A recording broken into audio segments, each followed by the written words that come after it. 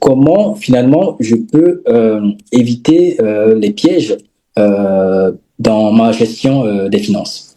Ouais, alors, les pièges, il y en a plusieurs, il y en a beaucoup. Il y en a beaucoup, mais vraiment, il y en a pas mal.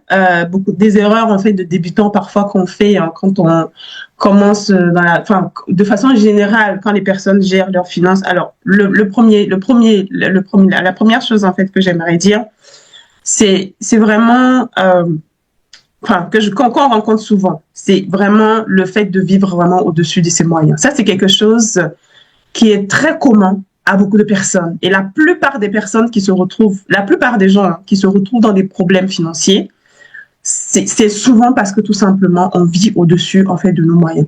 Parfois c'est de manière inconsciente, hein. Parfois c'est très subtil aussi.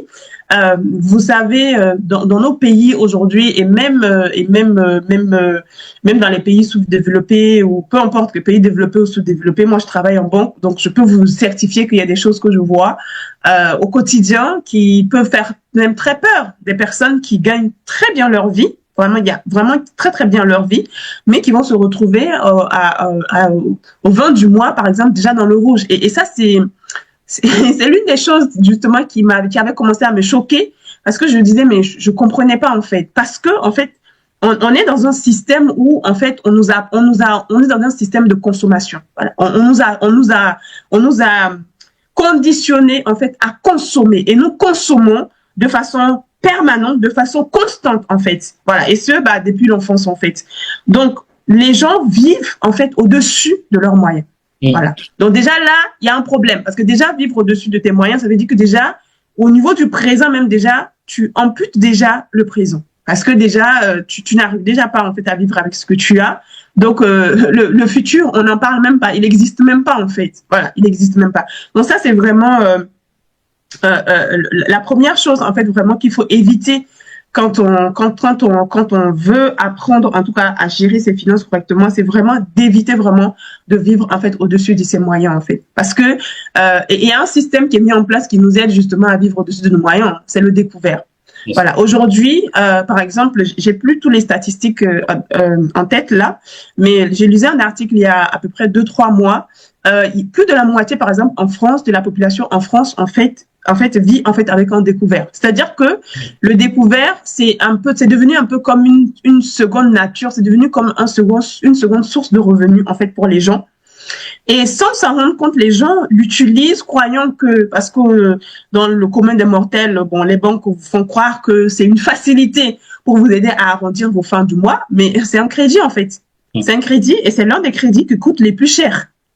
Voilà, qui coûtent les plus chers en fait et qui les frais sont parfois quand vous les calculez sur une année, vous allez voir à quel point en fait ça revient parfois, c'est énorme en fait. Mais les gens ne s'en rendent pas compte parce que bon, ils se disent bon voilà, ça me permet de finir mes fins du mois. Mais ça c'est un gros piège. Mais pourquoi vous utilisez vos découvertes? Ça veut dire que vous vivez en fait au-dessus de vos moyens. Le problème c'est que quand vous rentrez dans ce cercle vicieux, pour vous en sortir, c'est très compliqué.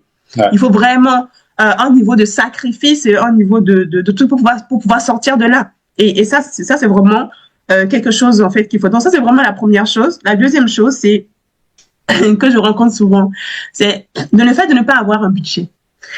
Moi je connais des gens, j'en rencontre tellement plein qui viennent et qui me disent ah mais moi je gère mes finances dans ma tête.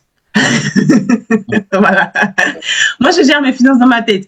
Je dis mais comment ça tu gères tes finances dans ma tête? Bon, j'ai dans ma tête, je sais à peu près combien je gagne et je sais à peu près combien de dépenses pour ça, pour telle chose. Et en fait, au final, en fait, tu ne sais même pas en fait où va ton argent ni exactement ce que tu fais. Parce que dans ta tête ne peut pas gérer tes finances comme il se doit en fait. Donc, ne pas avoir en fait ne pas établir un budget et de s'appliquer à respecter en fait ce budget-là, en fait, tu vas jamais y arriver en réalité. Parce que tu as une idée et parfois qui est fausse. Parce que quelque chose qu'on fait à la formation, c'est d'abord on fait un état. Et quand on fait l'état, toutes ces personnes-là qui me disent « Ah, mais je gère mes finances dans ma tête », en fait, à chaque fois, ils tombent des nues. Ils tombent des nues quand ils voient, en fait, les résultats. Je leur dis, on va faire un bilan, par exemple, sur les 3 derniers mois. Et parce qu'il y a un tableau, un exercice que je donne, en fait, où on fait, en fait, un état des dépenses et de la manière dont la personne a géré ses finances les 3 derniers mois. Je vous assure, il y a beaucoup de pleurs, il y a beaucoup de... Les gens tombent de nues parce qu'ils se rendent compte qu'en fait, que tout ce qu'ils avaient dans la tête, en fait, c'est faux. En fait, et qu'en réalité, ils utilisent pas, en fait, ils contrôlent rien, en fait, parce qu'ils pensaient qu'ils contrôlaient, mais en fait, ils contrôlent rien du tout. Rien du tout. Tant que c'est pas écrit, tant que c'est pas mis quelque part, tant que c'est pas mis sur papier, en fait, tu gères rien du tout. Donc, le fait de ne pas avoir un budget, c'est un gros piège. Voilà. Ne pas établir ce budget-là, c'est un gros piège. D'accord? La troisième chose que je peux partager avec vous ce soir, c'est le fait d'épargner sans stratégie. Voilà. On a ces personnes-là aussi qui ont appris la culture de l'épargne, mais qui épargnent sans stratégie. C'est-à-dire qu'on met de l'argent de côté, mais on met de l'argent de côté pourquoi? On ne sait pas.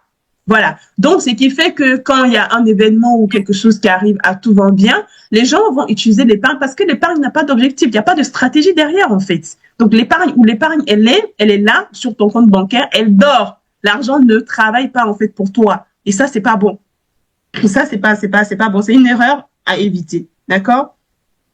Ensuite, pour ceux parmi nous, effectivement, qui sont croyants et pour qui Dieu a une place importante dans leur vie, c'est d'ignorer Dieu, en fait. Ignorer Dieu. Voilà. Si vous dites que vous croyez en Dieu et que vous mettez Dieu de côté quand il s'agit de la gestion de vos finances, non, ça peut pas marcher, en fait, parce que si votre vie spirituelle est très importante pour vous, là, Dieu a une place, en fait, et beaucoup de personnes vont vouloir gérer leurs finances, bon, en étant croyants, chrétiens, et puis vouloir faire les choses, en fait, sans forcément mettre Dieu au centre. En fait, ça va pas fonctionner. Bon, ça va marcher pour un temps, mais ça va pas toujours fonctionner. Donc, ça, c'est quelques pièges. On peut pas tout dire. Il y en a beaucoup. D'accord? Voilà, il y en a beaucoup, mais oui, voilà, merci beaucoup Christelle. Voilà, une erreur aussi, voilà, laisser tout son argent effectivement à la banque, c'est ce que je disais tout à l'heure. Toutes ces personnes-là qui épargnent en fait, c'est-à-dire moi, moi je suis parfois sidérée. Comme je vous ai dit, je travaille en banque et je vois souvent des comptes, même pas des comptes d'épargne. Hein, souvent, je vois des comptes courants qui 100 000 euros, 200 000 euros, 300 000 euros sur un compte courant qui n'est pas rémunéré. En fait, là, je me dis, mais c'est pas possible, en fait. Je me dis, mais c'est pas possible. Comment est-ce qu'on peut avoir un tel niveau, c'est-à-dire laisser autant d'argent dormir, en fait, sur un compte d'épargne, alors que tu peux l'investir, tu peux prendre des produits, tu peux la diversifier pour que l'argent travaille, en fait, pour toi, en fait. Donc, une chose est bien d'épargner, mais il faut pas épargner sans stratégie. Il faut épargner avec un objectif derrière, bien sûr, de diversifier, en fait, ses revenus. Donc, voici quelques pièges que je peux partager. Vraiment.